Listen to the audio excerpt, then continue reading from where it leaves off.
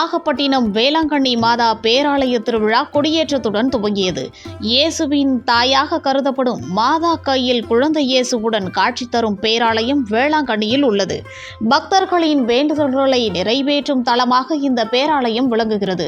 புனித ஆரோக்கிய மாதாவின் பிறந்தநாள் விழாவையொட்டி பேராலய ஆண்டு விழா ஆண்டுதோறும் 10 நாட்கள் நடைபெறும். அந்த வகையில் இந்த ஆண்டிற்கான வேளாங்கண்ணி பேராலய திருவிழா இன்று ஆகஸ்ட் 29ஆம் தேதி கொடியேற்றத்துடன் தொடங்கியது. தஞ்சை மறை மாவட்ட ஆயர் சகாயராஜ் தம்புராஜ் திருக்கொடியை ஏற்றி திருவிழாவை தொடங்கி வைத்தார். கொடியேற்றத்தின் பொழுது பலூன்கள், புறாக்கள் பறக்கவிட்டன. இந்த நிகழ்ச்சியில் பல்வேறு மாவட்டங்கள், வெளி மாநிலங்கள் மற்றும் வெளிநாடுகளிலிருந்து லட்சக்கணக்கான பக்தர்கள் கலந்து கொண்டனர். கொடியேற்றத்தை தொடர்ந்து மரியா என முழக்கமிட்டு பக்தர்கள் பிரார்த்தனை செய்தனர். திருவிழாவையொட்டி பேராலயம் வண்ண விளக்குகளால் அலங்கரிக்கப்பட்டுள்ளன. இந்த திருவிழா செப்டம்பர் 8ஆம் தேதி வரை தொடர்ந்து 10 நாட்கள் நடைபெறுகிறது.